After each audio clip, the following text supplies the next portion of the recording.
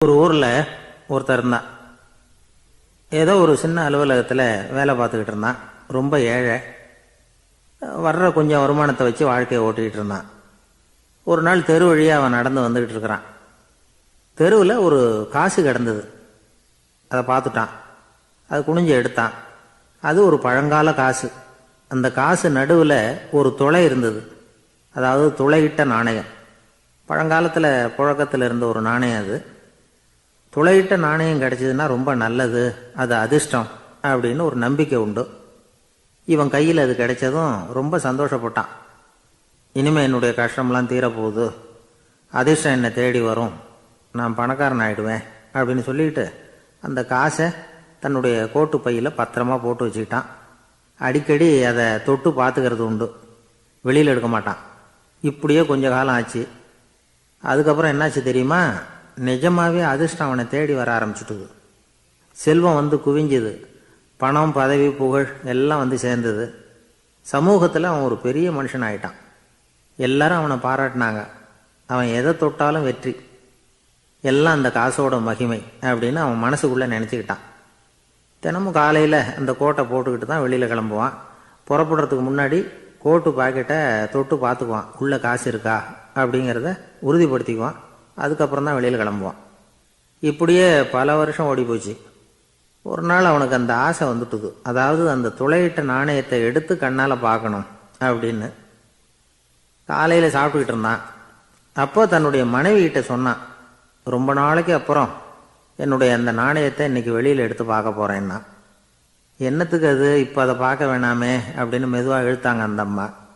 இல்லை நான் பார்த்தே தீரணும் அப்படின்னு அவன் தன்னுடைய சட்டை பைக்குள்ளே கையை விட்டான். உள்ளே இருந்த நாணயத்தை வெளியில் எடுத்தான். பார்த்தா அவனுக்கு ஆச்சரியமாக போச்சு. அந்த நாணயத்தில் தொலையே இல்லை. என்ன ஆச்சு அப்படின்னு சொல்லி அவன் ரொம்ப குழம்பி போயிட்டான். இப்போ அந்த அம்மா சொன்னாங்க, நான் தான் ஒரு நாள் உங்கள் கோட்டு ரொம்பவும் தூசியாக இருக்கேன்னு சொல்லி அதை ஜன்னலுக்கு வெளியில் உதறினேன். உள்ளே இருந்த அந்த காசு அப்போ எனக்கு தெரியாது, ஞாபகத்தில் இல்லை. அது தெருவில் விழுந்துட்டது போல இருக்கு. அதுக்கப்புறம் எவ்வளவோ தேடி பார்த்தேன், கிடைக்கல. அதுக்குள்ளே அதை யாரோ எடுத்துகிட்டு போயிட்டாங்க போல இருக்கு. அது இல்லைங்கிறது உங்களுக்கு தெரிஞ்சால் வருத்தமாக இருக்குமேங்கிறதுக்காக நான் தான் வேற ஒரு நாணயத்தை எடுத்து சட்டை பைக்குள்ளே வச்சுட்டேன் அப்படின்னு விவரத்தை சொன்னாங்க அந்த அம்மா. இது எப்போ நடந்ததுன்னு கேட்டான். உங்களுக்கு அந்த காசு கிடைச்சதே அன்னைக்கு மறுநாளே இது நடந்து போச்சு அப்படின்னாங்களாம். இதை கொஞ்சம் யோசனை பண்ணி பாருங்க. அவனுக்கு அதிர்ஷ்டத்தை கொடுத்தது அந்த நாணயம் இல்லை, அவனுடைய நம்பிக்கை, அதாவது தன்னம்பிக்கை. அதுதான் வேலை செஞ்சிருக்கு. இதிலிருந்து நாம் தெரிஞ்சுக்க வேண்டியது என்னன்னா, வாழ்க்கையில் முன்னேற நினைக்கிறவங்களுக்கு தன்னம்பிக்கை ரொம்ப முக்கியம். அது இல்லைன்னா முன்னேற முடியாது.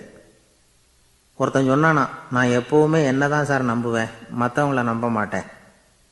நேற்றுக்கு பாருங்க, திடீர்னு 10 பேர் என்னை அடிக்க வந்துட்டாங்க, நான் ஒருத்தனாவே அதை சமாளித்தேன் அப்படின்றான் ரொம்ப பெருமையாக. அது எப்படின்னு கேட்டாங்களாம். ஒரே ஓட்டமாக அங்கேருந்து ஓடி வந்துட்டேன் அப்படின்னானா. யாருக்காவது ஏதாவது கொடுத்துக்கிட்டே இருப்பார், கொடையாளி. தினமும் யாராவது ஒருத்தருக்கு ஏதாவது கொடுக்கலன்னா அவருக்கு தூக்கம் வராது, அப்படி ஒரு பழக்கம். அது மட்டும் இல்லை, அவர் கொடுக்கறது அடுத்தவங்களுக்கு தெரியாது, அவ்வளவு ரகசியமாக அதை கொடுப்பார். வலது கை கொடுக்கறது இடது கைக்கு தெரியக்கூடாதுன்னு சொல்லுவாங்கள்ல, அது மாதிரி அவர். ஒரு நாள் ராத்திரி அவர் ஏற்கனவே தயாராக கட்டி வச்சிருந்த பணம் முடிச்ச கையில் எடுத்துக்கிட்டு வீட்டை விட்டு வெளியில் வந்தார். தெருவில் இறங்கி நடந்தார். இன்னைக்கு யாருக்கு தர்மம் செய்கிறது அப்படின்னு யோசனை பண்ணிக்கிட்டே இருட்டில் நடந்து வந்துக்கிட்டு இருக்கிறார். யாரோ ஒருத்தர் எதிரில் வர்றது மாதிரி தெரிஞ்சுது. உடனே அவர் கிட்ட போனார். தன்கிட்ட இருந்த பணம் முடிச்ச அவசரமாக அவர் கையில் திணிச்சுட்டு திரும்பி வந்துட்டார். அப்பாடா, ஒரு வழியாக யாருக்கும் தெரியாமல் இன்னைக்கு தர்மம் பண்ணியாச்சு அப்படிங்கிற மகிழ்ச்சி, மன நிறைவு அவர் முகத்தில். நிம்மதியாக தூங்கினார். அப்புறம் எழுந்திரிச்சார். மறுநாள் காலையில் ஊர் பூரா ஒரே பேச்சு. என்ன பேச்சுன்னா, நேற்று ராத்திரி ஒரு திருடன் கையில் யாரோ பணத்தை கொடுத்துட்டு போயிருக்கிறாங்க அப்படின்னு எல்லாரும் பேசிக்கிட்டு இருக்கிறாங்க. இதை கேள்விப்பட்டதும் அந்த பெரியவருக்கு ரொம்ப வருத்தமாக போச்சு. அடடா, போயும் ஒரு திருடனுக்காக உதவி பண்ணியிருக்கிறோம், பிரயோஜனம் இல்லாமல் போயிட்டுதே அப்படின்னு நினச்சார். சரி, இன்னைக்கும் யாருக்காவது உதவி பண்ணணும் அப்படின்னு முடிவு பண்ணினார். ராத்திரி நேரம் வந்தது. இவர் வழக்கம் போல் தெருவில் இறங்கி நடந்தார். கையில் பணம் முடிச்சு. எதிரில் ஒரு பொன் உருவம் மங்கலாக தெரிஞ்சது. இவர் உடனே அந்த பெண்கிட்ட பணத்தை கொடுத்துட்டு திருப்தியாக திரும்பி வந்துட்டார். மறுநாள் காலையில் ஊர் பூரா என்ன பேசிக்கிட்டாங்க தெரியுமா? நேற்று ராத்திரி நெறி தவறி நடக்கிற ஒரு பெண்ணின் கையில் யாரோ பணத்தை வச்சுட்டு போயிருக்கிறாங்க அப்படின்னு எல்லாரும் பேசிக்கிறாங்க. அடடா, இன்றைக்கும் தவறுதலாக நடந்து போச்சு அப்படின்னு ஒரு வருத்தப்பட்டார். இருக்கட்டும், இன்றைக்கும் ஏதாவது தர்மம் பண்ணுவோம் அப்படின்னு நினச்சிக்கிட்டாரு. 3வது நாள் ராத்திரியும் புறப்பட்டார். இப்பவும் எதிரில் ஒருத்தர் வந்தார். இவர் பணத்தை கொடுத்தார், திரும்பி வந்துட்டார். மறுநாள் மக்கள் என்ன பேசிக்கிட்டாங்கன்னா, நேற்று ராத்திரி ஒரு செல்வந்தர் கையில் யாரோ பணத்தை கொடுத்துட்டு போயிருக்கிறாங்க அப்படின்னு பேசிக்கிட்டாங்களாம். அவருக்கு ரொம்ப வருத்தமாக போயிட்டுது. என்ன இது தினம் இப்படி ஆகிக்கிட்டு இருக்குதே அப்படின்னு நினச்சிக்கிட்டே படுத்து தூங்கினார். அன்னைக்கு ராத்திரி ஒரு கனவு. அந்த கனவுல இறைவன் வந்து சொன்னாராம், இதோ பாருப்பா, நீ கொடுத்த தர்மம் வீணாக போயிடல. உன்கிட்ட பணம் வாங்கின அந்த திருடன் திருந்திட்டான், அந்த பொண்ணும் திருந்திட்டா, அந்த செல்வந்தனும் கொடையாளி ஆயிட்டான், எல்லாருக்கும் உதவி பண்ண ஆரம்பிச்சுட்டான் அப்படின்னு சொன்னாராம். இந்த கதையை சொன்னவர் யாருன்னா நபிகள் நாயகம். இதில் உள்ள கருத்து என்னன்னா, நல்ல மனசோட தர்மம் பண்ணுனா அது வீணாக போகிறதில்ல. இன்னொரு கருத்து, தர்மம் வந்து தன்னை மட்டுமல்ல அடுத்தவங்களையும் தீமையிலிருந்து காப்பாற்றும். இதுதான் நாம் புரிஞ்சிக்க வேண்டியது. இந்த காலத்திலையும் இது மாதிரி சில சம்பவங்கள் நடக்கிறது உண்டு. ஒரு பெரியவர் இருட்டில் நடந்து வந்துக்கிட்டு இருந்தார். எதிரில் வந்த ஒருத்தன் வலுக்கட்டாயமாக ஒரு கையை பிடிச்சி ஒரு பண முடிப்பை கொடுத்து வச்சுக்க சொல்லிவிட்டு விலகி போயிட்டான். பெரியவருக்கு ஆச்சரியம், இந்த காலத்துலேயும் இப்படி வலது கை கொடுக்கறது இடது கைக்கு தெரியக்கூடாதுன்னு நினைக்கிற கொடையாளிகள் உண்டு போல இருக்கு அப்படின்னு யோசனை பண்ணிக்கிட்டே நடந்தார். கொஞ்சம் தூரம் போயிருப்பார். அதுக்குள்ளே அதே ஆள் திரும்பி வந்தான். கொடுத்த பண முடிப்பை திருப்பி கொடுங்க அப்படின்னு கேட்டு வாங்கிட்டான். இவருக்கு ஒன்றும் புரியல. ஏன் இப்படி பண்ணுறேன்னார். அது ஒன்றும் இல்லைங்க, கொஞ்ச நேரம் இதை உங்ககிட்ட கொடுத்து வச்சிருந்தேன், அவ்வளவுதான் அப்படின்னா. ஏன்னு கேட்டார். என்னை பின்னாடி போலீஸு தேடிக்கிட்டு வந்துக்கிட்டு இருக்குது, அதுதான் அப்படி பண்ணேன், இப்போ போயிட்டுது, இனிமேல் ஒன்றும் பயமில்லை அப்படின்னு சொல்லிவிட்டு அவன் பாட்டுக்கு நடந்து போகிறான். ஜெருசலேம் அங்கே உள்ள ஒரு தேவாலயம். அதில் உள்ள பலிபீடத்தின் முன்னாடி ஒரு பெட்டி உண்டு. அது காணிக்கை பெட்டி. ஆலயத்துக்கு வர்றவங்க பிரார்த்தனை பண்ணிவிட்டு திரும்பி போகிற சமயத்தில் அந்த பெட்டியில் காணிக்கை போடுவாங்க. அவங்களால எவ்வளவு முடியுமோ அவ்வளவு போடுறது வழக்கம். அவங்கவுங்க வசதிக்கு தகுந்த மாதிரி போடுவாங்க. வசதி உள்ளவங்களாக இருந்தாலும் சரி, வசதியே இல்லாத வறியவர்களாக இருந்தாலும் சரி, ஆலய காணிக்கை பெட்டியில் காசு போடுறது அவங்களுக்கு ரொம்ப பெருமையான ஒரு செயல். ஒரு சமயம் இயேசு தம்முடைய சீடர்களோடு அந்த ஆலயத்துக்கு வரார். அங்கே உட்காந்து ரொம்ப நேரம் வழிபாடு பண்ணிகிட்டு இருக்கிறார். சீடர்களும் அந்த ஜபத்தில் கலந்துக்கிட்டாங்க. வழிபாடு முடிஞ்சுது. இயேசு உட்காந்துருக்கிறார். காணிக்கை பெட்டியில் காசு போடுறவங்கள கவனிக்கிறார். சீடர்களும் அதையே கவனிச்சுக்கிட்டு இருக்கிறாங்க. ரொம்ப பேர் வரிசையாக வந்தாங்க. அவங்களால முடிஞ்ச அளவுக்கு காசு போட்டுட்டு அவங்க பாட்டுக்கு போய்கிட்டு இருக்கிறாங்க. வசதியானவங்க நிறைய பேர் வந்தாங்க. அதுக்கு மத்தியில் வயசான ஒரு அம்மா, அவங்களும் வந்து காசு போட்டுட்டு போகிறாங்க. இப்போ இயேசு தன்னுடைய சீடர்கள் பக்கம் திரும்பினார். ஒரு கேள்வி கேட்டார். இப்போ இந்த காணிக்கை பெட்டியில் நிறைய பேர் வந்து காசு போட்டுட்டு போகிறத நீங்கள் கவனிச்சிங்க. இன்னைக்கு இந்த காணிக்கை பெட்டியில் ரொம்பவும் அதிகமாக காசு போட்டது யார் அப்படின்னு கேட்டார். முதல்ல வந்தார ஒரு பெரிய மனுஷன், அவர் தான் அதிகமாக போட்டார் அப்படின்னார் ஒருத்தர். 3வதாக வந்தவர் தான் அதிகமாக போட்டார், நான் கவனித்தேன் அப்படின்னாரு இன்னொருத்தர். இப்படி ஆளுக்கு ஒரு விதமாக சொல்கிறாங்க. கடைசியாக இயேசு சொன்னாராம், இன்றைக்கு அந்த பெட்டியில் அதிகமாக காசு போட்டவங்க அந்த வயசான அம்மா தான் அப்படின்னாராம். சீடர்களுக்கு ஒன்றும் புரியல.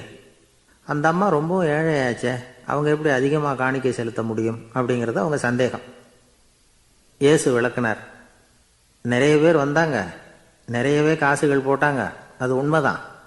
ஆனால் அந்த அம்மா என்ன பண்ணாங்க கவனிச்சிங்களா? வந்தாங்க, தன்னுடைய காசு பையை திறந்தாங்க, அப்படியே கொட்டுனாங்க. அதில் இருந்தது 2 காசுகள் தான். அந்த 2 காசும் காணிக்கை பெட்டியில் விழுந்துட்டுது. மற்றவங்கள்லாம் தங்கள்கிட்ட இருந்த செல்வத்தின் ஒரு சிறு பகுதியை எடுத்து பெட்டியில் போட்டாங்க. ஆனால் இந்த அம்மா தன்கிட்ட என்ன இருந்ததோ அதை அப்படியே போட்டுட்டாங்க. தன்னுடைய பிழைப்புக்காக வச்சிருந்த அவ்வளவையும் இழக்கிறதுக்கு தயாராகிட்டாங்க. அவ்வளவு தாராள மனசு அவங்களுக்கு.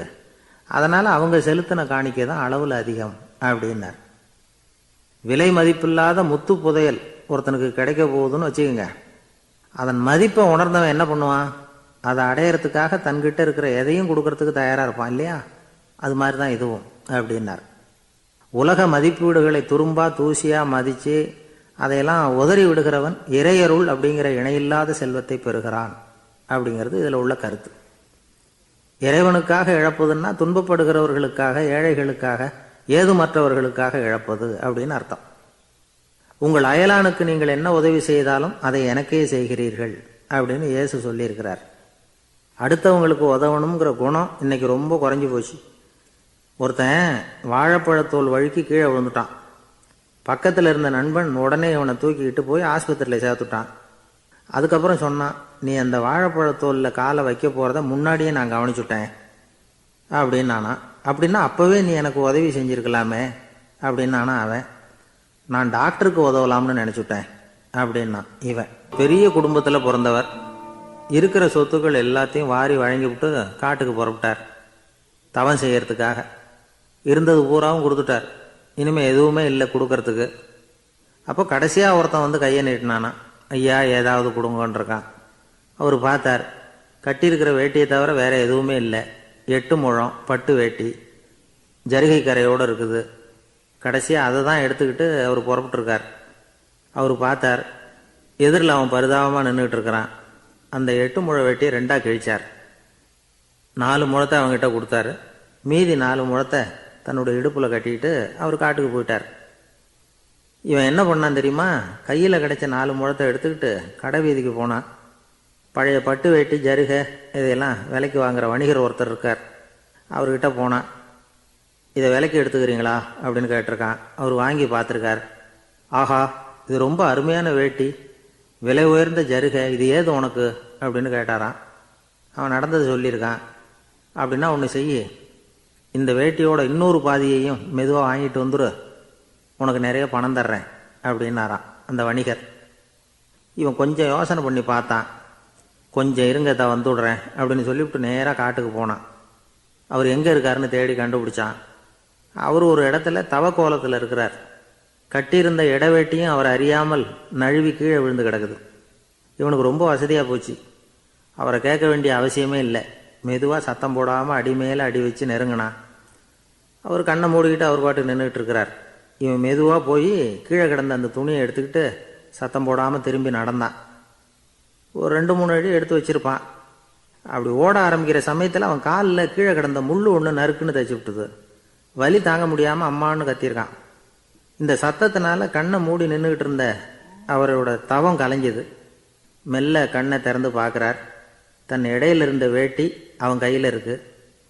இப்போ அவர் நினைக்கிறார், என்ன நினைக்கிறாருன்னா, இந்த வேட்டி மீது நான் வைத்த ஆசையல்லவா அவனை திருடனாக ஆக்கி விட்டது அப்படின்னு நினைச்சாராம்.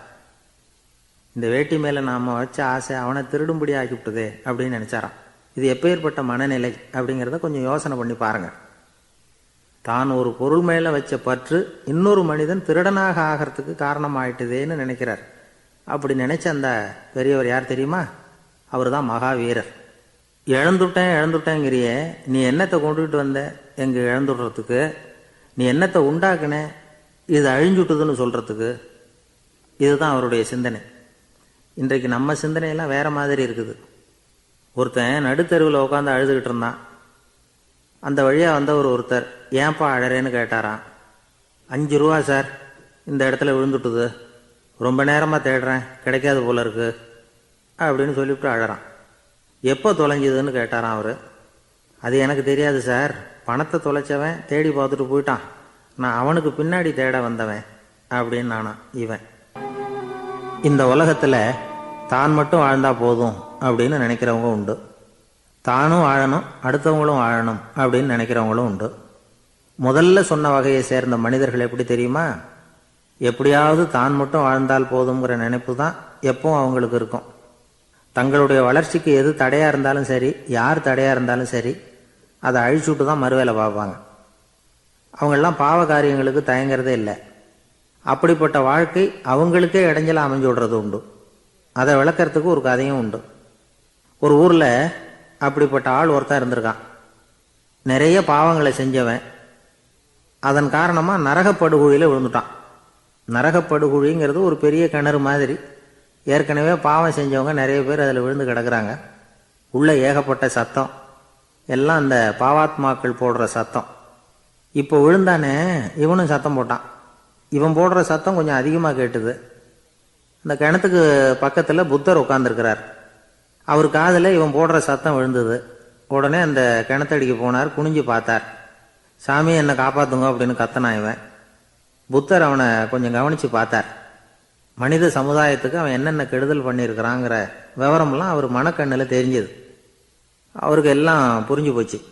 இருந்தாலும் அவனை காப்பாற்றுறதுக்கு ஏதாவது வழி உண்டா அப்படின்னு யோசித்தார். அவன் தன்னுடைய வாழ்நாளில் ஏதாவது நல்லது செஞ்சிருக்கானா அப்படின்னு பார்த்தார். ஒரே ஒரு சமயம் அவன் தன்னுடைய காலடியில் மிதிபட இருந்த சிலந்தியை மிதிக்காமல் தாண்டி போயிருக்கிறான். இந்த ஒரு காரியத்துக்காக அவனை கரையேற்ற முடியுமா அப்படின்னு நினைச்சார். அவ்வளவுதான். உடனே அவர் கையில் ஒரு சிலந்தி வந்து உட்காந்துதான். அதுகிட்ட இருந்து நூல் இழை வெளிவர ஆரம்பிச்சது. அந்த நூல் இழை கிணற்று ஆழம் வரைக்கும் அப்படியே நீண்டுகிட்டே போச்சான். புத்தர் பார்த்தார். இந்த நூலை பிடிச்சிக்கிட்டு மேலே ஏறி வா அப்படின்னார். என்னங்க சொல்றீங்க, இந்த சிலந்தி நூல் என்ன தாங்குமான்னு கத்துனான். எல்லாம் தாங்கும், அதை பிடிச்சிக்கிட்டு ஏறி வா அப்படின்னார். சந்தேகத்தோடவே அவன் அந்த நூல் இழையை பிடிச்சி இழுத்து பார்த்தான். ரொம்ப வலுவாக இருந்தது. அவனுக்கு ஆச்சரியம். அதை பிடிச்சிக்கிட்டே மெதுவாக மேலே ஏறி வர ஆரம்பிச்சிட்டான். பாதி தூரம் ஏறி வந்திருப்பான். அப்போ அவன் காலுக்கு கீழே ஏதோ சத்தம். என்னன்னு குனிஞ்சு பார்க்கறான்.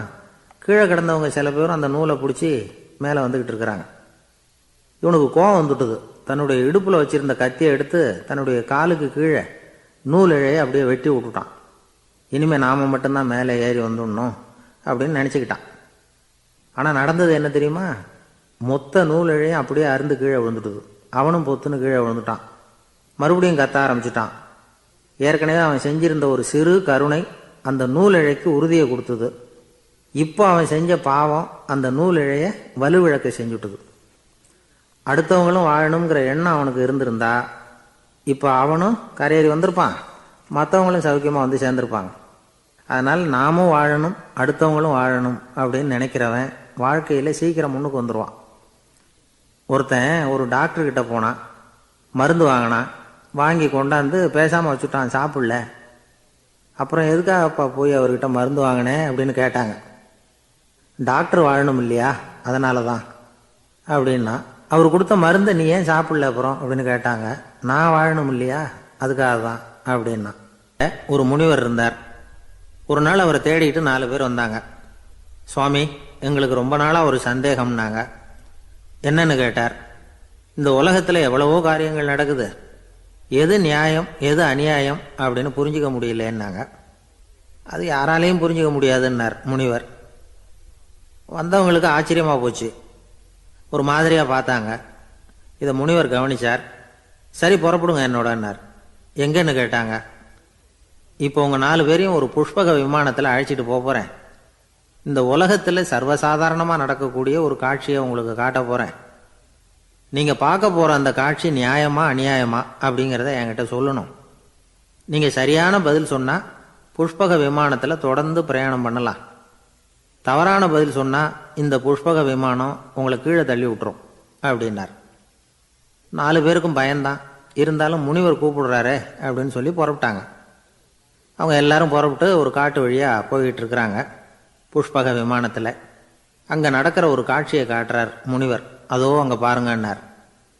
அந்த விமானத்தில் இருந்தபடியே எல்லாரும் கீழே குனிஞ்சு பார்க்குறாங்க. அங்கே ஒரு தாய் புலி அப்போ தான் குட்டி போட்டிருக்கு. குட்டிகளை ஈன்ற உடனே பசிக்கு இறை தேடி அந்த பக்கமாக வருது. அதே நேரம் ஒரு தாய் மான், அதுவும் அப்போ தான் குட்டி போட்டிருக்கு. அதுவும் இதே மாதிரி குட்டிகளை ஈன்ற உடனே பசிக்கு இறை தேடி அந்த பக்கமாக வருது. இப்போ அந்த புலி அந்த மானை அடித்து போட்டுவிடுது. அதுவும் சாப்பிடுது, குட்டிகளுக்கும் கொடுக்குது. இப்போ அந்த புலிக்குட்டிகள் முகத்தில் மகிழ்ச்சி, தாயை இழந்த அந்த மான் குட்டிகள் முகத்தில் துக்கம். இப்போ அந்த முனிவர் 4 பேர்கிட்டையும் கேட்குறார். நீங்கள் இங்கே பார்த்தீங்களே, இதில் எது நியாயம் எது அநியாயம் ஒவ்வொருத்தராக சொல்லுங்கள். உங்கள் பதில் சரியில்லைன்னா இந்த விமானம் உங்களை கீழே தள்ளி விட்டுரும், சொல்லுங்கள் பார்க்கலாம்னார்.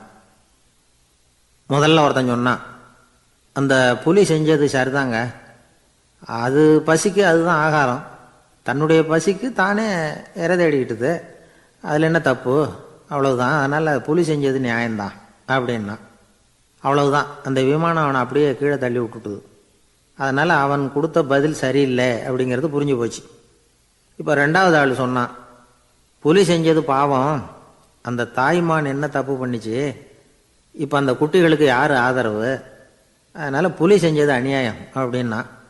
அவ்வளவுதான், அவனையும் கீழே தள்ளி விட்டுடுது அந்த விமானம். இந்த பதிலும் சரியில்லை அப்படின்னு ஆயிட்டுது. இப்போ மூணாவது ஆள் வந்தான். முதல்ல 2 பேர் கீழே விழுந்ததை பார்த்துக்கிட்டு இருந்தான். அதனால் அவன் சொன்னான், ரெண்டுமே நியாயந்தாங்க, புலி இறை தேடினதும் இயற்கை, அதுக்கு மான் இரையானதும் இயற்கை, அதனால் இதில் ஒன்றும் தப்பு இல்லைன்னா. அவ்வளவுதான், அவனையும் அந்த விமானம் கீழே பிடிச்சி தள்ளி விட்டுது. இப்போ நாலாவது ஆள் வந்தான். முனிவர் கேட்டார், நீயாவது சொல்லுப்பா, இந்த செயலில் எது நியாயம்னார். அவன் தெளிவாக பதில் சொன்னான். அதாவது என்ன சொன்னான்னா, எனக்கு தெரியல அப்படின்னா. அவனை விமானம் கீழே தள்ளலை, சௌரியமாக அழைச்சிட்டு போட்டுது. இவனும் பிரயாணம் சௌக்கியமாக பண்ணானான். ஆக இதுதான் சரியான பதிலுங்கிறத முனிவர் உணர்த்தினார். இந்த கதையிலிருந்து நாம் புரிஞ்சுக்க வேண்டியது என்னென்னா, இந்த உலகத்தில் எவ்வளவோ காரியங்கள் நடக்குது, அதெல்லாம் ஏன் அப்படி நடக்குதுங்கிறதுக்கு எப்பேற்பட்ட பண்டிதராலும் பதில் சொல்ல முடியாது. தெரியாததை தெரியாதுன்னு ஒத்துக்கிட்டா வாழ்க்கை பிரயாணம் சுகமாக இருக்கும். அதனால் தேவையில்லாத விஷயங்களை புரிஞ்சுக்கிறதுக்கு நேரத்தை செலவு பண்ணிகிட்டு இருக்கக்கூடாது. வாழ்க்கையை குழப்பிக்கக்கூடாது. வாழ்க்கைக்கு தேவையானது என்னவோ அதை மட்டும் புரிஞ்சுக்கிட்டா போதும். இந்த காலத்து ஆள் ஒருத்தன் ஒரு பெரியவரை தேடி வந்தான். ஐயா, ஒரு சந்தேகம்னா. என்ன உன்னுடைய சந்தேகம்னார். பகுத்தறிவுன்னா என்ன, விதின்னா என்ன அப்படின்னு கேட்டான். இதுக்கு அவர், இப்போ உன்னுடைய வலது காலை தூக்குன்னார். தூக்கினான். சரி, இப்போ உன்னுடைய வலது காலை கீழே இறக்காம உன்னுடைய இடது காலையும் தூக்குன்னார். தூக்கினான். பொத்துன்னு கீழே விழுந்துட்டான். பெரியவர் சொன்னார், உன்னால் ஒரு காலை தூக்க முடிஞ்சுது, அதுதான் பகுத்தறிவு. 2 கால்களையும் ஒரே சமயத்தில் தூக்குனா அடிபடும், அப்படிங்கிறது தான் விதி அப்படின்னு விளக்கம் கொடுத்தார். இவன் தன்னுடைய விதியை நொந்துக்கிட்டே இடுப்பை பிடிச்சிக்கிட்டு அங்கேருந்து நடந்து போயிட்டானான். ஒரே ஒரு ஊரில் ஒரு கோயில் இருந்தது. ரொம்ப பழைய கோயில். உள்ளே போகிறதுக்கே பயமாக இருக்கும். எந்த நேரத்தில் இடிஞ்சு விழுந்துருமோ அப்படிங்கிற பயம். அப்படி இருந்ததுனால யாரும் துணிஞ்சு சாமி கும்பிடுறதுக்கு அங்கே போகிறதில்ல. கோயிலுக்கு வர்ற கூட்டம் கொஞ்சம் கொஞ்சமாக குறைய ஆரம்பிச்சுட்டுது. கோயில் நிர்வாகிகள் எல்லாரும் கூடி உட்காந்து பேசினாங்க. என்ன பண்ணலாம்னு யோசனை பண்ணாங்க. எந்த இடம் மோசமாக இருக்கோ அந்த இடத்த பழுது பார்த்தாங்க. அங்கே எங்கே வர்ணத்தை பூசி கொஞ்சம் அழகுபடுத்தி பார்த்தாங்க. ஏதோ இந்த ஊரில் கோயில்னு ஒன்று இருக்குது, அது மக்களுக்கு தெரியணும் அப்படிங்கிறதுக்காகத்தான் இப்படிலாம் பண்ணாங்க.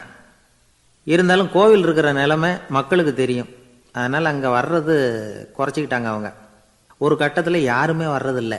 நிலைமை அந்த அளவுக்கு ஆயிட்டுது. மறுபடியும் கோவில் நிர்வாகிகள் கூட்டம் நடந்தது. இந்த கூட்டம் கூட கோயிலுக்கு உள்ளே நடக்கலை, இடிஞ்சு விழுந்துருமோங்கிற பயம். அதனால் வெளியில் தான் உட்காந்து கூட்டத்தை நடத்தினாங்க. ஏன்னா உள்ளே போகிறதுக்கு அவங்களுக்கும் துணிச்சல் கிடையாது. எந்த நேரமும் விழுந்துரும் போல் இருந்தது அது. அது வழியாக போகிறவங்க கூட வேகமாக அந்த இடத்த கடந்து போக ஆரம்பிச்சிட்டாங்க. கோவில் நிர்வாகிகள் வெளியில் உட்காந்து கூட்டம் போட்டாங்க இல்லையா, அந்த கூட்டத்தில் 4 தீர்மானங்களை நிறைவேற்றினாங்க. அது என்ன 4 தீர்மானம்னா, முதல் தீர்மானம், இந்த கோவிலை இடிப்பது அப்படிங்கிற முடிவை இந்த கமிட்டி மிகவும் வருத்தத்துடன் ஏற்றுக்கொள்ளுகிறது அப்படின்னு நிறைவேற்றினாங்க. இதுக்கு பதிலாக இன்னொரு கோவிலை உடனடியாக கட்டி முடிச்சுடணுங்கிறது 2வது தீர்மானம். 3வது தீர்மானம் என்ன தெரியுமா, பழைய கோவிலின் கதவுகள், அதிலிருந்து பிரித்து எடுக்கிற செங்கல், இதையே புது கோவில் கட்டுவதற்கு பயன்படுத்தி கொள்ள வேண்டியது. பழைய கோவில் இருந்த மாதிரியே அதே வடிவத்தில் புது கோவிலையும் கட்ட வேண்டியது. பழைய கோவிலின் அஸ்திவாரத்தை அப்படியே வச்சுக்கிட்டு அதுக்கு மேலே நாம் கோயிலை கட்டிக்க வேண்டியது. இதுதான் 3வது தீர்மானம். இதையும் கமிட்டி முழு மனசோடு ஏற்றுக்கிட்டது. இது வரைக்கும் சரி. இப்போ அந்த கமிட்டி 4வதாக ஒரு முக்கியமான தீர்மானத்தை கொண்டுகிட்டு வந்து அதையும் ஏகமனதாக நிறைவேற்றி விட்டது. அது என்ன தீர்மானம்னா, புதிய கோவில் கட்டி முடிக்கிற வரைக்கும் பழைய கோவிலை இடிக்கிறதில்லை அப்படிங்கிற தீர்மானம். எப்படி இருக்குது பாருங்க இது. பழசை இடிக்காத வரையில் அதே இடத்துல புதுசாக எப்படி கட்ட முடியும்? பல விஷயங்களில் நாம் நடந்துக்கிற முறையும் இப்படி தான் இருக்குதான். வாழ்க்கையில் முன்னேறணும்னு ஆசைப்படுவோம். அதே நேரத்தில் அந்த முன்னேற்றத்துக்கு எது தடையாக இருக்கோ அதை விட்டுடுறதுக்கும் மனசு வராது. வெளிநாட்டில் ஒரு பெரிய விருந்து நடந்துக்கிட்டு இருந்துதான். எல்லாரும் மது கோப்பையும் கையுமா அலைஞ்சிக்கிட்டு இருக்கிறாங்க. ஒருத்தர் மட்டும் கையில் எதுவும் இல்லாமல் ரொம்ப நல்ல பிள்ளையா சாதுவா ஒரு ஓரமாக தனியாக உட்காந்துருக்கிறார். அவர்கிட்ட நெருங்கி, வாங்க மது சாப்பிடலாம் அப்படின்னு கூப்பிட்டாங்களாம். என்னை வற்புறுத்தாதீங்க, நான் என் மனசுக்குள்ள உறுதியாக தீர்மானம் பண்ணிவிட்டேன் அப்படின்னாராம். என்ன தீர்மானம் பண்ணியிருக்கீங்க அப்படின்னு கேட்டிருக்காங்க. ஏற்கனவே முழு போதையில் இருக்கும் பொழுது மறுபடியும் மது கோப்பையை தொடரதில்லை அப்படின்னு தீர்மானம் பண்ணியிருக்கேன் அப்படின்னாராம். ஒரு ஊரில் ஒரு பெரியவர் இருந்தார். ஒரு நாள் அவரை தேடி ஒருத்தர் வந்தார். ஐயா, நான் கடவுளை பரிபூர்ணமாக நம்புகிறேன் அப்படின்னார். சரி, அந்த நம்பிக்கை உனக்கு எப்படி வந்ததுன்னு கேட்டார் இவர். அவர் சொல்ல ஆரம்பித்தார். ஐயா, எனக்கு கல்யாணம் ஆகி 10 வருஷம் ஆச்சு. ஆனாலும் குழந்தை பாக்கியம் இல்லை. அதுக்கு என்ன காரணமாக இருக்கும்னு நான் யோசனை பண்ணிகிட்டு இருந்தப்போ நண்பர் ஒருத்தர் ஒரு ஆலோசனை சொன்னார். உனக்கு மதப்பற்று இல்லை, எந்த கடவுளையுமே நம்ப மாட்டேங்கிற, அதுதான் காரணம். கடவுளை நம்பு, உனக்கு குழந்தை பாக்கியம் கிடைக்கும் அப்படின்னார். அவர் அப்படி சொன்னாரே தவிர எனக்கு சந்தேகம்தான். இருந்தாலும் அவர் சொன்னபடியும் நடந்து தான் பார்ப்போமே அப்படின்னு முடிவு பண்ணேன். கடவுளை நம்ப ஆரம்பித்தேன். அந்த வருஷமே அழகான ஆண் குழந்தை பிறந்தது. எல்லாம் இறைவன் அருள் அப்படின்னார். இவர் இப்படி சொன்னதை கேட்டதும் அந்த பெரியவர் சொன்னார், நீ சொல்கிறதெல்லாம் சரிதான். இருந்தாலும் இந்த காலத்தில் எந்த ஒரு காரியமாக இருந்தாலும் அதை சோதனை செஞ்சு பார்த்துட்டு தான் ஒரு முடிவுக்கு வந்து சேர முடியும். அறிவுபூர்வமான முடிவு அதுவாக தான் இருக்கும். அறிவியல் சோதனைகள் அப்படித்தான். ஒரு குறிப்பிட்ட விஷயத்தை பற்றி எத்தனை தடவை சோதனை பண்ணாலும் ஒரே முடிவு தான் கிடைக்கணும். அதுதான் சரியாக இருக்கும். அதனால் இப்போ மறுபடியும் ஒரு சோதனைன்னார். என்ன செய்யணும் அப்படின்னு கேட்டார் இவர். கடவுள்கிட்ட ஒரு பெண் குழந்தை வேணும்னு கேளு. முதல்ல ஆண் குழந்தையை கொடுத்தது மாதிரியே இப்போ ஒரு பெண் குழந்தையையும் கொடுக்குறாரா பார்க்கலாம் அப்படின்னார். சரின்னு சொல்லி இவர் அதே மாதிரி முயற்சி பண்ணினார். அதுக்கப்புறம் அவர் இந்த பெரியவர்கிட்ட வரவே இல்லை. கொஞ்ச காலம் கழித்து இவரே அவரை தேடிக்கிட்டு போய் கதவை தட்டினார். அவர் கதவை திறந்தார். என்ன ஆச்சு, கடவுள் கண் திறந்தாரா அப்படின்னு கேட்டார். அவர், அந்த சமாச்சாரம்லாம் நமக்கு வேணாம் சார். முதல் தடவை அது ஏதோ தற்செயலாக ஏற்பட்ட ஒரு சாதகம். இப்போ நீங்கள் 2வது தடவை சொன்ன பிறகு தினமும் கடவுளை வேண்டிக்கிட்டு தான் இருக்கிறேன், ஒன்றும் நடக்கலை அப்படின்னார் ரொம்ப விரக்தியாக. ஒரே ஒரு தோல்வியில் உங்கள் நம்பிக்கையெல்லாம் பறந்து போயிடுது பார்த்தீங்களா அப்படின்னார் அந்த பெரியவர். எல்லாம் நல்ல விதமாக நடக்கிற வரைக்கும் நம்பிக்கை, எதிர்பார்த்தது தோல்வியில் முடிஞ்சுட்டுதுன்னா அவநம்பிக்கை. மற்றவர்கள் பேரில் வைக்கிற நம்பிக்கை எந்த நேரத்திலையும் விவகாரமாகி விடக்கூடிய சாத்தியம் உண்டு. நாம் நம்பிக்கை வைக்க வேண்டியது நம்மகிட்ட தான். நமக்குள்ளே இருக்கிறார் கடவுள். எனவே நம்ம பேரில் நாம் வைக்கிற நம்பிக்கை தான் உண்மையான கடவுள் பக்தி. நிபந்தனையற்ற நம்பிக்கையாக அது இருக்கணும். எல்லாம் நல்லபடியாக நடந்துக்கிட்டு இருந்தால் எந்த முட்டாளுக்கும் நம்பிக்கை வரத்தான் செய்யும் அப்படிங்கிறது ஒரு பெரிய ஒரு கருத்து. தியானத்தின் மூலமாக தான் உனக்குள்ள ஆழமாக தோண்டுனா உன்னுடைய அடி ஆழத்தில் நம்பிக்கை வந்து அப்படி ஊற்றெடுக்கும், அதை பார்க்க முடியும் அப்படிங்கிறது பெரியவர்கள் சிந்தனை. ஒரு குழந்தை அப்பாவை பார்த்து என்னப்பா பண்ணுறேன்னு கேட்டுதான். பிரார்த்தனை பண்ணிகிட்டு இருக்கிறேன்னாராம் அப்பா. பிரார்த்தனை பண்ணுனா என்ன கிடைக்கும் அப்படின்னு கேட்டுதான் குழந்தை. எல்லாம் கிடைக்கும் அப்படின்னாராம் அப்பா. நீ வச்சிருக்கிறிய பேனா அது கூட கிடைக்குமான்னு கேட்டுதான் குழந்தை. கிடைக்குமேன்னு இருக்கார். அப்படின்னா அந்த பேனாவை என்கிட்ட கொடுத்துரு, நீ பிரார்த்தனை பண்ணி வேற பேனா வாங்கிக்கோ அப்படின்னு தான் அந்த குழந்தை. ஒரு குரு இருந்தார், ஜென் குரு. அவரை தேடிட்டு ஒரு மன்னர் வந்தார். வந்தவர் ஜப்பான் மன்னர். தோட்டக்கலையை பற்றி தெரிஞ்சுட்டு போகிறதுக்காக அவர் வந்தார். எப்படி தோட்டம் அமைக்கிறது அப்படிங்கிறத பற்றி அந்த குரு விவரமாக சொல்லி கொடுத்தாரு. 1 நாள் 2 நாள் இல்லை, 3 வருஷம் கற்றுக் கொடுத்தார். அதுக்கப்புறம் சொன்னார், நான் கற்றுக் கொடுத்துட்டேன், இனிமேல் நீங்கள் போகலாம், போய் தோட்டம் அமைக்கலாம். அதுதான் உங்களுக்கு பரீட்சை. தோட்டம் அமைச்ச பிறகு சொல்லி அனுப்புங்க, நான் வந்து பார்க்குறேன். நீங்கள் இங்கே என்னவெல்லாம் கற்றுக்கிட்டீங்களோ அதையெல்லாம் அங்கே செயல்முறையில் செஞ்சு காட்டுங்க அப்படின்னு சொல்லி அனுப்பி வச்சார். மன்னர் போனார். அரண்மனைக்கு பக்கத்திலேயே ஒரு பெரிய தோட்டத்தை உண்டு பண்ணினார். அழகான மரங்களையும் செடிகளையும் உருவாக்கினார். கிட்டத்தட்ட 1000 தோட்டக்காரர்களை பயன்படுத்தி 3 வருஷங்கள் முயற்சி பண்ணி அந்த அழகான தோட்டத்தை உருவாக்கினார். குருக்கிட்ட இருந்து செய்தி வந்தது, நாளைக்கு வந்து தோட்டத்தை பார்க்குறேன் அப்படின்னு. மன்னர் உடனே சுறுசுறுப்பாயிட்டார். முதல் நாளே தோட்டத்தை சுத்தப்படுத்தினார். ராத்திரி பூரா யாரும் தூங்கலை. எல்லாருக்கும் தோட்டத்தை ஒழுங்குபடுத்துகிற வேலை. அது அந்தந்த இடத்துல ஒழுங்காக இருக்குதா அப்படின்னு சரி பார்த்தாங்க. ஒரு தவறும் இல்லாத வகையில் அதை ஒழுங்குபடுத்தினாங்க. மறுநாள் குரு வந்தார், தோட்டத்தை பார்த்தார். அவருக்கு கோபம் வந்துட்டுது. மன்னருக்கு ஆச்சரியம், எப்பவும் சிரிச்சுக்கிட்டே இருக்கிறவர் இப்போ இப்படி இருக்கிறாரே அப்படின்னு. மெதுவாக குருக்கிட்ட போய் எல்லாம் சரியாக தானே இருக்குது அப்படின்னார். எல்லாம் சரிதான், ஆனாலும் எங்கே அந்த பொன்னிற காற்று அப்படின்னார். உதிர்ந்த இலைகள், பொன் மஞ்சள் நிற இலைகள் காற்றில் அப்படி புரண்டு ஓடுவதை நான் பார்க்க முடியவில்லையே அப்படின்னாராம். அது இல்லாமல் இந்த தோட்டம் உயிரோட்டம் உள்ளதாக இருக்காது, இதில் பாடல் இல்லை ஆடல் இல்லை, அதெல்லாம் இல்லாமல் இந்த தோட்டம் ரொம்பவும் செயற்கையாக தெரியுதுன்னாராம். மன்னர் இப்போ தான் யோசனை பண்ணார். கீழே கிடந்த காஞ்சி போன இலைகள் மட்டும் இல்லை, மரத்தில் இருந்த காஞ்சி போன இலைகளையும் அப்புறப்படுத்தி சுத்தமாக வச்சிருக்கிறார். இறப்பும் வாழ்க்கையினுடைய ஒரு பகுதி தான். மரணம்ங்கிறது வாழ்க்கைக்கு எதிரானது அல்ல, அதை நிரப்பும் ஒரு பகுதி தான் அது. மரணம் இல்லையில் வாழ்க்கையே இல்லை அப்படிங்கிறது பெரியவங்க கருத்து. இப்போ அந்த தோட்டம் அழகாக தான் இருக்குது, இருந்தாலும் அது ஒரு ஓவியம் மாதிரி உயிர் இல்லாமல் இருக்கு. குரு ஒரு வாளியை கையில் எடுத்துக்கிட்டார், தோட்டத்தை விட்டு வெளியில் போனார். ஏற்கனவே வீசி எறிந்த அந்த சருகுகளை எல்லாம் அள்ளி கொண்டுகிட்டு வந்தார். உள்ள எல்லா இடங்கள்லையும் அதை வீசினார். உடனே காற்று அந்த காய்ந்த சருகுகளையும் பழுத்த இலைகளையும் அசைக்க ஆரம்பிச்சுட்டுது. இப்போ அங்கே சலசல சத்தம், சங்கீதம், இலைகளின் நடனம், ஓவியம் மாதிரி இருந்த அந்த தோட்டத்துக்கு இப்போ உயிர் வந்துட்டுது. இதுதான் அந்த பொன்னான காற்று அப்படின்னாராம் குரு.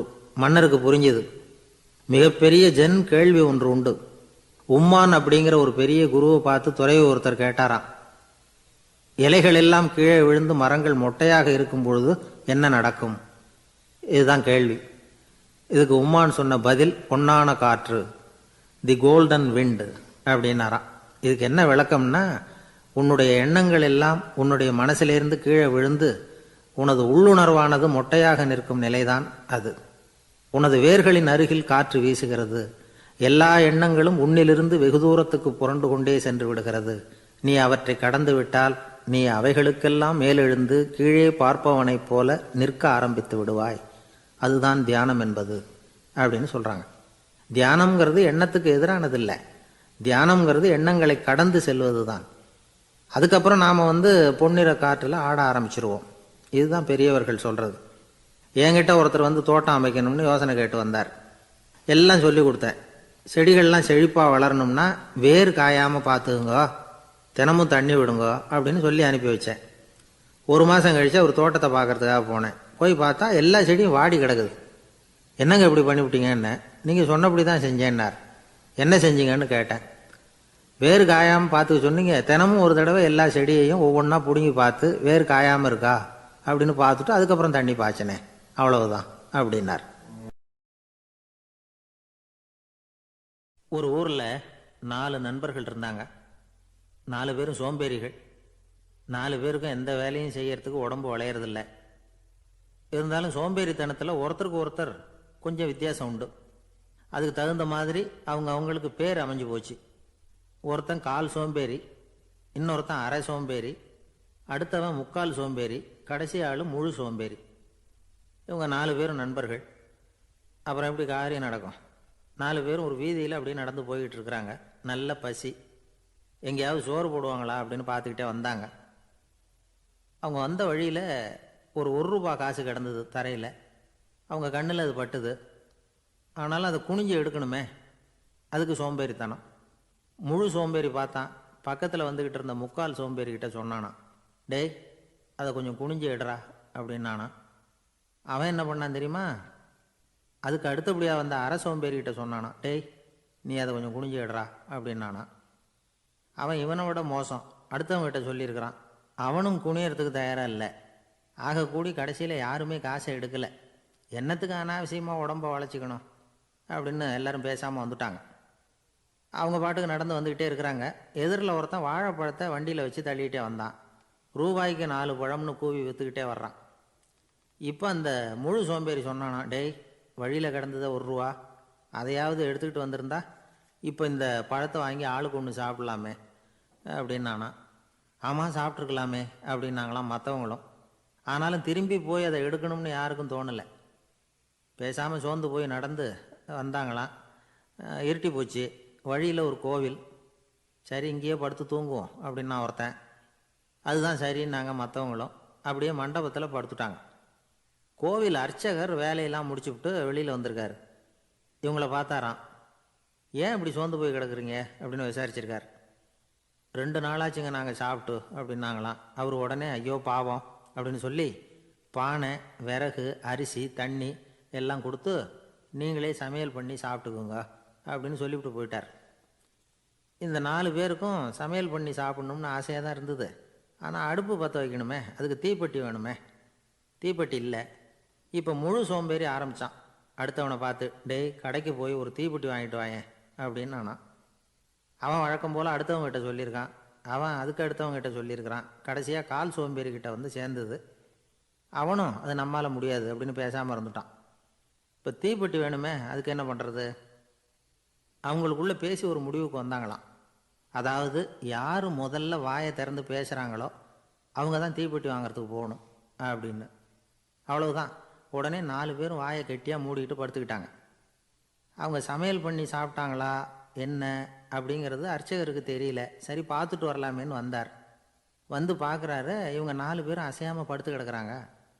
அர்ச்சகர் பயந்துட்டார். ஒருவேளை பசி தாங்காமல் செத்து போட்டாங்களோ அப்படிங்கிற பயம், அல்லது நாம் கொடுத்த உணவுப் பொருளில் ஏதாவது விஷம் கலந்துருக்குமோ அப்படின்னும் பயந்தார். அப்படின்னா நம்ம மேலே பழி வந்துருமே அப்படின்னு நினச்சி நடுங்க ஆரம்பிச்சுட்டார். அப்புறம் அவரும் ஒரு முடிவுக்கு வந்தாராம். கோவிலுக்கு பக்கத்துலேயே ஒரு பெரிய குழி இருந்தது. அதில் ஒவ்வொருத்தரையாக இழுத்துக்கிட்டு போய் போட்டார். கொஞ்சம் மண்ணை தள்ளினார், காலால் மிதித்தார். அவர் மிதித்த மிதி ஒருத்தன் அடி வயத்தில் போட்டுவிட்டுது. அவன் உடனே வலி தாங்காமல் ஐயோ அம்மான்னு அலறினான். உடனே நடந்தது என்ன தெரியுமா? மற்ற 3 பேரும் துள்ளி எழுந்திரிச்சாங்களாம். அவனை பார்த்து, நீ தாண்டா தீப்பெட்டி வாங்க போகணும், நீ தாண்டா வாங்க போகணும், நீ தான் சத்தம் போட்ட அப்படின்னு சொல்லி ஆரம்பிச்சிட்டாங்களாம். அர்ச்சகர் பார்த்தார், இது பேய் மாதிரி தெரியுதுன்னு நினச்சிக்கிட்டு ஒரே ஓட்டமாக ஓடி போட்டாராம். கிராமப்புறங்களில் இப்படி ஒரு கதையை சொல்கிறது உண்டு. சோம்பல்ங்கிறது நம்ம முன்னேற்றத்துக்கு பெரிய தடை அப்படிங்கிறத நாம் புரிஞ்சுக்கணும். அதுதான் இந்த கதை சொல்கிற நீதி. ஒரு பள்ளிக்கூடத்தில் ஒரு புதுமையான போட்டி நடந்துதான். அதாவது சோம்பேறித்தனத்துக்கு பரிசு. அதில் 2வது பரிசு யாருக்குன்னு அறிவித்தாங்க. ஒரு பையன் எழுந்திரிச்சு மெதுவாக நடந்து போய் பரிசை வாங்கிட்டான். அடுத்தது முதல் பரிசு யாருக்கு அப்படின்னு அறிவித்தாங்களாம். அவன் கடைசி வரிசையிலேருந்து கத்தினானான், ஐயா அதையும் அந்த பையன் மூலமாகவே கொடுத்து அனுப்பி வச்சுருங்க, இங்கே வந்தது நான் வாங்கிக்கிறேன் அப்படின்னா. ஒரு ராஜா இருந்தார். அவர் ஒரு நாள் காலையில் அரண்மனையில் மேல் மாடத்தில் வந்து நின்றுக்கிட்டு இருந்தார். அப்போ ஒரு ஆள் வீதியில் ரொம்ப வேகமாக ஓடிக்கிட்டு இருக்கான். அதை ராஜா கவனித்தார். அவன் மனசில் ஏதோ ஒரு தவிப்பு இருக்குங்கிறத புரிஞ்சுக்கிட்டார். உடனே அரண்மனை சேவகர்களை கூப்பிட்டார். அந்த ஆளை இங்கே அழைச்சிட்டு வாங்க அப்படின்னார். இவங்க ஓடி போய் அந்த ஆளை அழைச்சிட்டு வந்தாங்க. மன்னர் முன்னாடி நிறுத்தினாங்க. மன்னர் அவனை நிமிர்ந்து பார்த்தார். எதுக்காக இவ்வளோ வேகமாக ஓடிக்கிட்டு இருக்கிற அப்படின்னு கேட்டார். இதுக்கு அவன் சொன்னான், மன்னா, நம்ம கோட்டையின் வடக்கு வாசல் இருக்கு இல்லையா, அது ஓரமாக ஒரு பெரிய பாறாங்கல் கிடக்கு. அதுக்கு அடியில் நான் ஒரே ஒரு வெள்ளி நாணயத்தை புதைச்சி வச்சுருக்கேன். அது இப்போ எனக்கு தேவைப்படுது. என்னுடைய மனைவிக்கு ஒரு பரிசு வாங்கி கொடுக்க வேண்டியிருக்கு. அதுக்காக தான் அவசரமாக ஓடிக்கிட்டு இருக்கிறேன் அப்படின்னா. மன்னர் யோசனை பண்ணார். அப்புறம் சொன்னார், அதுக்காகவா இப்படி ஓடுற? பரவாயில்ல, அதை பற்றி கவலைப்படாத. நான் உனக்கு 10 வெள்ளி காசுகள் தர்றேன், வாங்கிட்டு திரும்பி போ அப்படின்னார். இவன் தலையை சொரிஞ்சான். மன்னா, நீங்கள் கொடுக்கறத ரொம்பவும் மகிழ்ச்சியோடு வாங்கிக்கிறேன். இருந்தாலும் அதுக்கப்புறம் அந்த வடக்கு வாசலுக்கு போய் அங்கே இருக்கிற ஒரு நாணயத்தையும் எடுத்துக்கிட்டு போயிடுறேனே அப்படின்னு நான். இதை பாருப்பா, அந்த ஒரு நாணயத்தை மறந்துடு, உனக்கு 100 வெள்ளி நாணயங்கள் தரேன் இருக்கார். மன்னா, ரொம்ப மகிழ்ச்சி. உங்கள் மாதிரி தாராள குணம் வேற யாருக்கும் வராது. நீங்கள் கொடுக்குற 100 நாணயங்களையும் வாங்கிக்கிறேன். இருந்தாலும் வடக்கு வாசலுக்கு போய் அதையும் எடுத்துக்கிட்டா 101 ஆகிடுமே அப்படின்னு நானா. இதை பாருப்பா, அந்த ஒரு நாணயத்தை மறந்துடு, அது எக்கேடாவது கெட்டு போகட்டும். நான் உனக்கு 100 பொற்காசுகள் தரேன், அதையாவது வாங்கிட்டு வந்த வழியிலேயே திரும்பி போடுன்னாரான். தங்க நாணயங்களே தரேன்னு சொல்கிறீங்க, தாராளமாக வாங்கிக்கிறேன். இருந்தாலும் வடக்கு வாசலுக்கு போய் அப்படின்னு மறுபடியும் ஆரம்பித்தான். அரசர் வந்து பொறுமை இழந்துட்டார். கடைசியாக ஒரு முடிவுக்கு வந்துட்டார். இதை பாருப்பா, உனக்கு என்னுடைய ராஜ்யத்திலேயே பாதியை கொடுத்துட்றேன், அப்படியாவது திருப்தியாக திரும்பி போ அப்படின்னாரான். மன்னா, உங்களுடைய பெருந்தன்மைக்கு ஈடு இணையே கிடையாது. தேசத்திலேயே பாதி பிரித்து கொடுக்குறேன்னு சொல்கிறீங்க, அதனால் உங்ககிட்ட ஒரு சின்ன வேண்டுகோள் அப்படின்னானா. சொல்லுன்னாராம் மன்னர் ஆர்வமாக. இவன் மெதுவாக ஆரம்பித்தான். அப்படி இந்த ராஜ்யத்தை 2ஆக பிரிக்கிறப்போ அந்த வடக்கு வாசல் இருக்கிற பக்கத்தை என்கிட்டயே கொடுத்துருங்கோ அப்படின்னானா. மன்னர் அசந்து போயிட்டார். இந்த கதை எதுக்காகன்னு கேட்டால், மனம்ங்கிறது ஒரு குரங்குங்கிறத புரிஞ்சுக்கிறதுக்காகத்தான். உன்னை பிடிச்சிக்கிட்டா லேசில் விடாது. அப்படிப்பட்ட மனசை அறிவு தான் வழி நடத்தணும். அதில் தான் வாழ்க்கையின் வெற்றி அடங்கி இருக்குது. ஒரு சின்ன பையன் தெருவில் அழுதுகிட்டு இருந்தான். ஏன்பா அழுகுறேன்னு ஒரு பெரியவர் கேட்டார். ₹1 காசை இங்கே தொலைச்சுட்டேன் அப்படின்னா. சரி, அதுக்காக அழாத, அதுக்கு பதிலாக 10 ரூபா தரேன், இந்தா வச்சுக்கோன்னு கொடுத்தார். அந்த 10 ரூபாயை வாங்கி சட்டப்பையில் போட்டுக்கிட்டு அதை விட அதிகமாக சத்தம் போட்டு அழ ஆரம்பிச்சிட்டான். மறுபடியும் ஏன்டா அழறேன்னு கேட்டார் பெரியவர். அந்த 1 ரூபாயும் கிடச்சிட்டுதுன்னா இப்போ என்கிட்ட 11 ரூபா இருக்குமே, இப்போ 10 ரூபா தானே இருக்குது அப்படின்னு சொல்லிவிட்டு அழறான் ஒருத்தர். அவருக்கு ஜாதகத்தில் நம்பிக்கை உண்டு. அவரே ஜோசியம்லாம் பார்ப்பார். என்ன சார் இந்த காலத்தில் இதையெல்லாம் நம்பிக்கிட்டு இருக்கீங்களே அப்படின்னு கேட்டால், உங்களுக்கு ஒன்றும் தெரியாது சார். இந்த உலகத்தில் ஒவ்வொருத்தரும் அவங்கவங்க செய்கிற நல்லது கெட்டதுக்கு தகுந்த பலனை அனுபவிச்சே தீரணும் பார். அது மட்டும் இல்லை, ஒருத்தர் செத்துட்டா கூட அவன் செஞ்ச பாவ புண்ணியங்கள் கூடவே போய்கிட்டு இருக்கோம் பார். அது எப்படி கூட போவோம் அப்படின்னு குதர்க்கமாக கேட்டால், அதுக்கு அவர் ஒரு கதை சொன்னார். அது ரொம்ப சுவாரஸ்யமாக இருந்தது. அது என்ன கதைன்னா, ஒரு ஊரில் ஒருத்தர் இருந்தாராம். அவர் ஜோசியம் பார்க்குறதுல ரொம்ப கெட்டிக்காரரான். ஒருத்தருடைய தலைமுடியை மட்டும் அவர்கிட்ட காட்டினா போதும், அதை மட்டும் பார்த்துட்டு அவருடைய ஜாதகத்தையே அலசி போடுவாராம். அப்பேற்பட்ட திறமை. அந்த ஆள் ஒரு சமயம் கன்னியாகுமரி கடற்கரைக்கு போயிருந்திருக்கார். அங்கே கரை ஓரமாக ஒரு மண்டை ஓடு கிடந்திருக்கு. அதை எடுத்து பார்த்துருக்கார். அந்த மண்டை ஓட்டை வச்சுக்கிட்டே அதோட ஜாதகத்தை அலசியிருக்கார். இந்த மண்டை ஓட்டுக்கு உரிய ஆசாமி வாழ்க்கையில் ரொம்ப கஷ்டப்பட்டிருக்கணும், நிறைய கஷ்டத்தை அனுபவிச்சிருக்கணும்.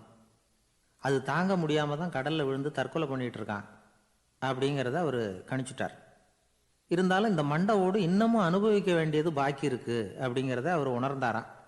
அது சரி, ஒருத்தன் உயிரோடு இருக்கிற வரைக்கும் நல்லது கெட்டதை அனுபவிக்க முடியும், செத்ததுக்கு அப்புறமும் பாக்கி இருக்குன்னா அதை எப்படி அனுபவிக்கிறது? இந்த மண்டை ஓட்டுக்கு இன்னும் கொஞ்சம் பாக்கி இருக்குங்கிறது அவருக்கு புரிஞ்சதே தவிர அதோட அர்த்தம் என்னங்கிறது சரியாக விளங்கலை. சரி, இதை இன்னும் கொஞ்சம் விவரமாக ஆராய்ச்சி பண்ணுவோம் அப்படின்னு நினச்சிக்கிட்டு அதை தன்னுடைய வீட்டுக்கே எடுத்துகிட்டு போயிட்டார். அந்த மண்டை ஓட்டை ஒரு பெட்டியில் வச்சு பூட்டினார். தன்னுடைய தனி அறையில் அதை பத்திரமா வச்சுக்கிட்டார். தினமும் ராத்திரி ஆனதும் தன்னுடைய மனைவியை பார்த்து, நீ போய் பூஜை அறையில் தனியாக படுத்துக்கோ அப்படின்னு சொல்லிவிட்டு தினம் ராத்திரி 12 மணிக்கு பெட்டியை திறந்து அவர் பார்ப்பார். மண்டை ஓடு அப்படியே இருந்ததே தவிர இன்னும் கொஞ்சம் பாக்கி இருக்குங்கிறதுக்கு அர்த்தம் அவருக்கு விளங்கலை. அந்த மண்டை ஓட்டுக்கு இன்னும் என்ன பாக்கி இருக்க போகுது? எப்படியோ ஒரு 10 நாள் போச்சு. அந்த வீட்டம்மாவுக்கு சந்தேகம் வந்துட்டுது. நம்ம வீட்டுக்காரர் நம்மளை தனியாக ஏன் தூங்க சொல்கிறார் அப்படிங்கிற சந்தேகம். உடனே பக்கத்து வீட்டு அம்மா கிட்ட விஷயத்தை சொல்லியிருக்கிறாங்க. அந்த அம்மா உடனே, நீ கவலைப்படாத, நான் கண்டுபிடிச்சி சொல்கிறேன் அப்படின்னு சொல்லிவிட்டாங்களாம். அன்னைக்கு ராத்திரியே ஜன்னல் வழியாக எட்டி பார்த்துருக்குறாங்க. இந்த ஆள் மண்டை ஓட்டை கையில் வச்சுக்கிட்டு அது திருப்பி திருப்பி பார்த்துக்கிட்டு இருக்கிறான். அதை பார்த்துட்டாங்க. மறுநாள் காலையில் அவரோட மனைவியை பார்த்தாங்க. ஏம்மா, உன் வீட்டுக்காரருக்கு நீ முதல் மனைவியா 2வது மனைவியா அப்படின்னு கேட்டாங்களாம். எனக்கு தெரிஞ்ச வரைக்கும் நான் ஒருத்தி தான் அவருடைய மனைவி அப்படின்னாங்களாம் அவங்க. அப்படி இல்லை, நீ அவருக்கு 2வது மனைவி. முதல் மனைவியின் மண்டை ஓட்டை தான் அவர் தினமும் ராத்திரியில் எடுத்து பார்த்துக்கிட்டு இருக்கிறார் அப்படின்னாங்க அடுத்த வீட்டு அம்மா. அப்படியா விஷயம் அப்படின்னு சொல்லிவிட்டு கணவன் வீட்டில் இல்லாத நேரமாக பார்த்து அந்த மண்டை ஓட்டை எடுத்து கொண்டாந்து ஒரு உரலில் போட்டு உலக்கையால் குத்தி நொறுக்க ஆரம்பிச்சிட்டாங்க. வெளியில் போயிருந்த அந்த ஆள் அப்போ தான் உள்ளே நுழைஞ்சார். மண்டை ஓடு உலக்கைக்கிட்ட குத்து வாங்கிக்கிட்டு இருக்கு. அது அனுபவிக்க வேண்டியது இன்னும் கொஞ்சம் பாக்கி இருக்குங்கிறதுக்கு அர்த்தம் எனக்கு இப்போ தான் புரிஞ்சுது அப்படின்னாராம் அவர். இந்த கதையிலேருந்து நாம் இன்னொரு நீதியையும் புரிஞ்சுக்கணும். அதாவது நம்ம வீட்டை பற்றி நமக்கு புரியாததெல்லாம் அடுத்த வீட்டுக்காரங்களுக்கு நல்லா புரியும். ஒரு ஆள் இருந்தான். அவன் ஒரு நாள் கோயிலுக்கு போனான். கடவுள்கிட்ட வேண்டிக்கிட்டான், எனக்கு ஒரு 1,00,000 ரூபா நீ கொடுத்தா நான் உன் சன்னதியில் ஒரு தேங்காய் உடைக்கிறேன் அப்படின்னு வேண்டிக்கிட்டான். கடவுள் பார்த்தார். உடனே அவன் கண் முன்னாடி தோன்றினார். இந்தா நீ கேட்ட 1,00,000 ரூபாய் அப்படின்னு சொல்லி அவன் கையில் பணத்தை கொடுத்துட்டு மறைஞ்சிட்டார். இவனால் நம்பவே முடியல. இவ்வளவு சுலபமாக கிடைக்கும்னு தெரிஞ்சிருந்தா அனாவசியமாக ஒரு தேங்காய் உடைக்கிறேன்னு வேண்டியிருக்க வேண்டியது இல்லையே அப்படின்னு நினச்சான். இருந்தாலும் வேண்டுதலை நிறைவேற்ற வேண்டியது கடமை. அதுக்காக என்ன பண்ணான், பக்கத்தில் ஒரு கடைக்கு போனான். ஒரு தேங்காயை கையில் எடுத்தான். இது என்ன விலைன்னு கேட்டான். 5 ரூபான்னார் கடையில் இருந்தவர். அதிகமாக இருக்குதே விலைன்னா. அப்படின்னா ஒன்று செய்யுங்க, அடுத்த ஊருக்கு போங்க, அங்கே தென்னந்தோப்பு அதிகம், அதனால் அங்கே இதை விட குறைஞ்ச விலைக்கு கிடைக்கும் அப்படின்னார். சரின்னு அடுத்த ஊருக்கு கிளம்புனான். அங்கே போய் விசாரித்தான். ஒரு தேங்காய் 3 ரூபாய் விலைன்னாங்க. இதுவும் அதிகமாக தெரியுதேன்னா. அப்படின்னா ஒன்று செய்ய, அதுவும் அந்த ஆற்று ஓரமாக ஒரு தென்னை மரம் இருக்கு பார், அதில் நீயே ஏறி பறிச்சுக்கோ, ஒரு தேங்காய்க்கு 1 ரூபா கொடுத்தா போதும் அப்படின்னார் அந்த தோப்புக்கு சொந்தக்காரரு. இவனுக்கு மரம் ஏற தெரியாது, இருந்தாலும் ஆசை யார விட்டுது, விலை சல்லிசா இருக்குதே. ஆற்று உரம் போனால் தட்டு தடுமாறி அந்த மரத்தில் ஏறினா அந்த தென்னை மரம் வளைஞ்சி ஆற்று பக்கம் போய் அப்புறம் நிமிர்ந்து இருந்தது. அதாவது மரத்தின் உச்சி சரியாக ஆற்றுக்கு நடுவில் இருந்தது. ஆற்றுல வெள்ளம் கரை புரண்டு ஓடிக்கிட்டு இருக்கு. இவன் கடவுள் கொடுத்த 1,00,000 ரூபாயை மடியில் வச்சு இறுக்கி கட்டிக்கிட்டான். உச்சிக்கு போய் காய் பறிக்கிற சமயத்தில் காற்றும் மழையும் பலமாக கலந்து அடிக்க ஆரம்பிச்சுட்டுது. கால் வழுக்கி விட்டுட்டுது. இவன் சடார்னு ஒரு தென்னை மட்டையை பிடிச்சிக்கிட்டு தொங்க ஆரம்பிச்சிட்டான். கீழே பயங்கரமான வெள்ளம், மடியில் 1,00,000 ரூபா பணம், என்ன செய்யறதுன்னு தவிக்கிறான். இந்த சமயம் கரையில் ஒரு யானை பாகன் யானையை குளிப்பாட்டிக்கிட்டு இருக்கிறான். அது அவன் கண்ணில் பட்டது. ஐயா ஒரு உதவின்னு கத்துனான். அவன் என்ன செய்யணும்னு கேட்டான். உன் யானையை மெதுவாக இங்கே அழைச்சிட்டு வா, எனக்கு நேராக கீழே நிறுத்து, என் காலை பிடிச்சி மெதுவாக கீழே இறக்கி விட்டுரு, என் மடியில் இருக்கிற பணத்தில் உனக்கு 10,000 ரூபா தரேன் அப்படின்னா. அவன் பார்த்தான், காலை கையை பிடிச்சா கூட எவனும் இந்த காலத்தில் 10 ரூபாய்க்கு மேலே தரமாட்டேங்கிறான், இவன் காலை பிடிச்சா 10,000 தர்றேங்கிறான் அப்படின்னு யோசனை பண்ணான். உடனே யானையை கொண்டுட்டு போனான். அவனுக்கு நேராக கீழே நிறுத்தினான்.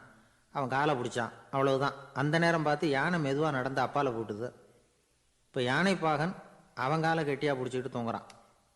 பரிதாபமாக மேலே பார்க்குறான். அவன் மட்டையை பிடிச்சிக்கிட்டு தொங்குறான். இப்போ யானை பாகன் சொல்கிறான், தம்பி மட்டையை விட்டுறாத, கெட்டியாக பிடிச்சிக்கோ, நான் உனக்கு 10,000 ரூபா தரேன், இதோ மடியில் தான் வச்சுருக்கேன்னா. மேலே தொங்குறவனுக்கு இந்த நிலைமையிலேயும் ஒரு சந்தோஷம், மேற்கொண்டு ஒரு 10,000 ரூபா நமக்கு கிடைக்கும் போல இருக்கே அப்படின்னு. இந்த சமயத்தில் ஒருத்தன் ஒட்டகத்தை ஓட்டிகிட்டு வந்தான் அந்த பக்கமாக குளிப்பாட்டுறதுக்கு. யானை பாகம் பார்த்துட்டான். ஐயா ஒட்டகக்காரரே, அதை இங்கே கொண்டுட்டு வா, எங்கள் காலை பிடிச்சி பத்திரமா இறக்கி விடு, நாங்கள் பணம் கொடுக்குறோம்னா. அவனும் பணத்துக்கு ஆசைப்பட்டு வந்தான். அவன் காலை பிடிக்கிற சமயம் ஒட்டகமும் நழுவி போட்டுது. இப்போ 3 பேருமே வரிசையாக தொங்குறாங்க. ஒட்டகக்காரன் கத்துறான், தம்பி மட்டையை விட்டுறாத, கெட்டியாக பிடிச்சிக்கோ, நான் என் மடியில் இருக்கிற 5,000 உனக்கு தந்துடுறேன்னா.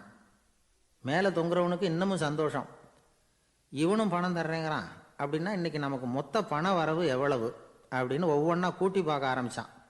மனக்கணக்கு சரியாக வரல. அதனால் அப்படியே விரலை விட்டு எண்ண ஆரம்பித்தான். அவ்வளவுதான், மட்டையை விட்டுட்டு கை நழுவி வந்துட்டுது. 3 பேரும் பொத்துன்னு ஆற்றுல விழுந்தாங்க. படாத பாடுபட்டு தட்டு தடுமாறி கரைக்கு வந்து சேர்ந்தாங்க. 3 பேர் மடியில் இருந்த பணமும் ஆற்றோட போட்டுது. பேராசை பெருநஷ்டம் அப்படின்னு ஒரு பழமொழி இருக்குல்ல, அதை விளக்கறதுக்காக சொல்லப்பட்ட கதை இது. இந்த காலத்தில் ஒருத்தர் ஒரு நீச்சல் குளத்தில் நீச்சல் அடிச்சுக்கிட்டு இருக்கிறார். காவலுக்கு இருந்தவர் அதை கவனிச்சுட்டார். கரையிலேருந்து சத்தம் போட்டாராம், இதோ பாருங்க, இங்கே ராத்திரி 8 மணிக்கு மேலே நீச்சல் அடிக்கிறது சட்டப்படி குற்றம், அதுக்கு அனுமதி கிடையாது, தெரியாதா உங்களுக்கு அப்படின்னாராம். இதுக்கு அவரு, ஐயையோ நான் நீச்சல் அடிக்க வந்தவன் இல்லைங்க, சும்மா சுற்றி பார்க்க வந்தவன், தடுமாறி குளத்தில் விழுந்துட்டேன், நீச்சல் தெரியாது, அதனால் தத்தளிச்சுக்கிட்டு இருக்கிறேன் அப்படின்னு கத்துனாராம். கரையில் இருந்தவர் பார்த்தார். ஓ அப்படின்னா சரி, அதுக்கு ஒன்றும் தடை இல்லை அப்படின்னு சொல்லிவிட்டு அவர் பாட்டு நடந்து போயிட்டாராம். சொன்னான், நிறைய பணம் சேர்த்தான், அவனுக்கு சம்பாதிக்க தெரியுமே தவிர செலவு பண்ண தெரியாது, மகா கஞ்சன். காசை கையில் எடுக்கவும் மாட்டான், எடுத்தால் செலவு செய்ய வேண்டியிருக்குமே, அதனால் இப்படியே அவன் காலத்தை ஓட்டி விட்டான். வயசாயிட்டுது.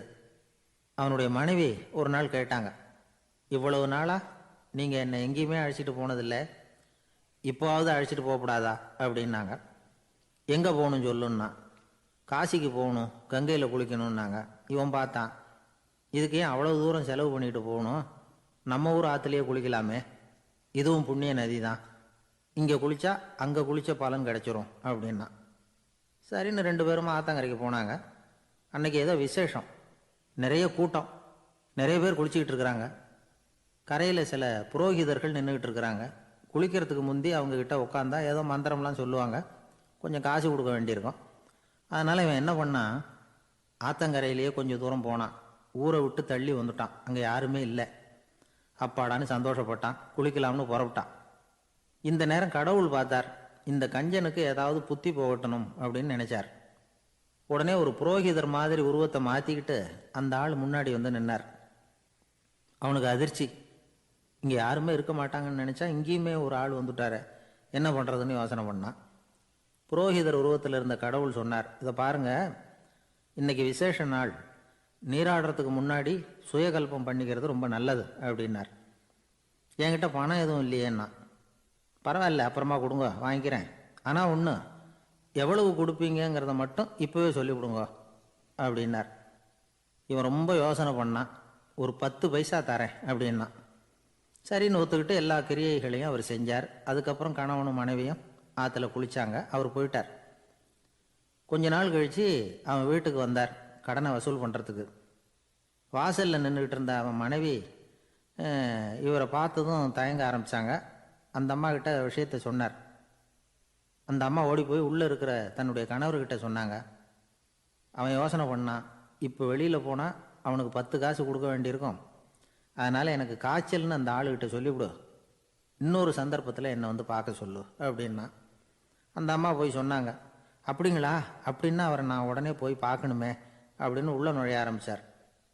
அவங்க மறுபடியும் இருங்க தான் வரேன்னு சொல்லிவிட்டு உள்ள ஓடி விஷயத்தை சொன்னாங்க. இது ஏதுடா வம்பா போச்சு அப்படின்னு பார்த்தான். மனைவியை கிட்டத்தில் கூப்பிட்டான். இதோ பாரு, ஜன்னி கண்டு நான் இறந்து போயிட்டதா சொல்லிவிடு அப்படின்னா சொன்னாங்க. புரோகிதர் பார்த்தார். அப்படின்னா ஒரு வழியாக இருந்து அவருடைய இறுதி சடங்குகளையும் நானே முடிச்சுட்டு போயிடுறேன் அப்படின்னார். உள்ளே இருந்தவன் யோசனை பண்ணான், அந்த ஆள் என்னை விடமாட்டான் போல இருக்கு, அதனால் ஒரு சவப்பெட்டியில் என்னை வச்சு தூக்கிக்கிட்டு மயானத்துக்கு போங்க பார்த்துக்கலாம் அப்படின்னா. புரோகிதரும் விடுற மாதிரி இல்லை, கூடவே நடந்து போயிட்டு இருக்கிறார். அங்கே இறக்கி சடங்குகளை முடிச்சுட்டு தீ வைக்கிற நேரம் பொட்டிக்குள்ளே இருந்த நம்ம ஆள் அலறி அடிச்சுட்டு வெளியில் ஓடி வந்தான். புரோகிதர் உருவத்தில் இருந்த கடவுள் சிரித்தார், தன்னுடைய சுய உருவத்தை காட்டினார். அதுக்கப்புறம் அவனை கூப்பிட்டு, இதை பார்ப்பா, ஏன் இப்படி அல்லாடுற, ஏதாவது வரம் வேணும்னா கேள்தரேன் அப்படின்னார்.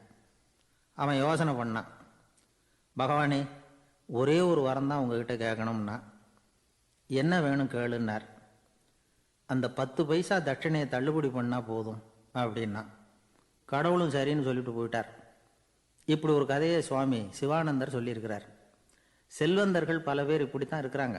தாங்களும் அனுபவிக்க மாட்டாங்க, அடுத்தவங்களுக்கும் கொடுக்க மாட்டாங்க. இது மாதிரியான கஞ்சர்களுக்கு இந்த உலகம் இல்லை, அந்த உலகம் இல்லைங்கிறார் அவர். இந்த கதையில் கடவுள் கடன் வசூலுக்கு வந்தது மாதிரி